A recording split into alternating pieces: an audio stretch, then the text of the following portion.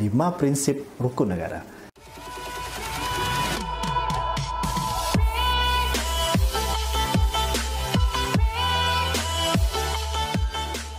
Assalamualaikum dan salam sejahtera. Apabila ditanya apa itu rukun negara, kita mungkin lupa satu daripadanya ataupun tak ingat langsung. Mari kita ulang kaji semula ke-5 prinsip rukun negara. 1. Kepercayaan kepada Tuhan. Sebagai sebuah negara majmuk berbilang bangsa dan juga agama, kepercayaan kepada Tuhan adalah satu elemen penting bagi membentuk spiritual dan juga kerohanian dalam hidup bermasyarakat. Saling memahami, menghormati tuntutan agama masing-masing, mewujudkan keseimbangan dalam perpaduan dalam masyarakat di negara ini. Dalam Perlembagaan Malaysia itu sendiri menyatakan bahawa Islam adalah agama rasmi dan agama lain bebas untuk dianuti dan diamalkan. Kedua, kesetiaan kepada raja dan negara. Sebagai sebuah negara yang mengamalkan sistem demokrasi berparlimen dan raja berperlembagaan, Perkara 32 Perlembagaan Persekutuan menyatakan yang di-Pertuan Agong adalah ketua negara.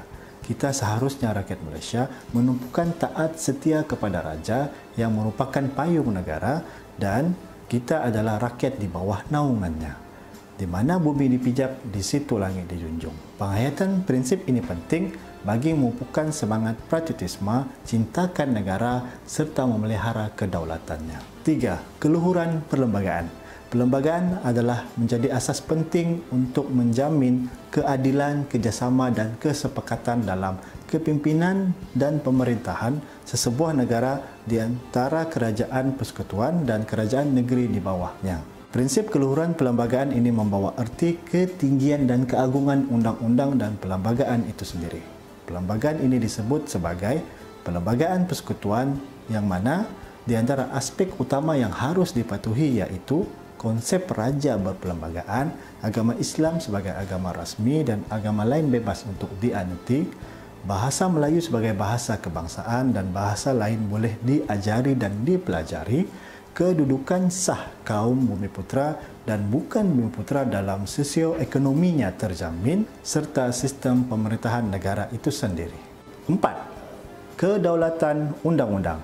Undang-undang sesebuah negara itu penting bagi mengawal dan mewujudkan sebuah negara dan masyarakat hidup di dalam aman, tentram dan makmur.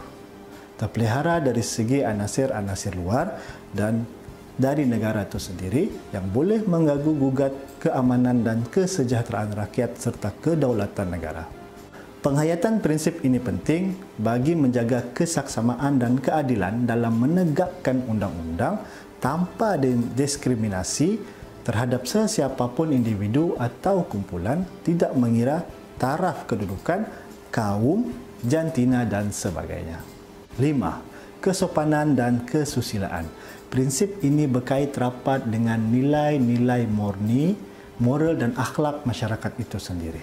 Menjaga prinsip ini penting bagi memelihara keseimbangan pembangunan ketamadunan masyarakat dalam sesebuah negara dengan berpandukan kepribadian nilai-nilai murni, saling hormat menghormati, budi bahasa dan pekerti, beradab sopan dan toleransi, cintakan kedamaian dan keharmonian hidup bermasyarakat di negara ini. Kesimpulannya, rukun negara penting untuk dihayati dan diamalkan oleh setiap lapisan masyarakat di negara ini agar kita dapat menguatkan jati diri dan patriotisme sebagai rakyat yang cintakan Malaysia, cintakan agama, bangsa dan negara. Salam Malaysia Prihatin, tema Bulan Kebangsaan Kemerdekaan ke-63. Terima kasih pemimpin negara, terima kasih frontliner. Kita jaga kita mesti menang. 5 prinsip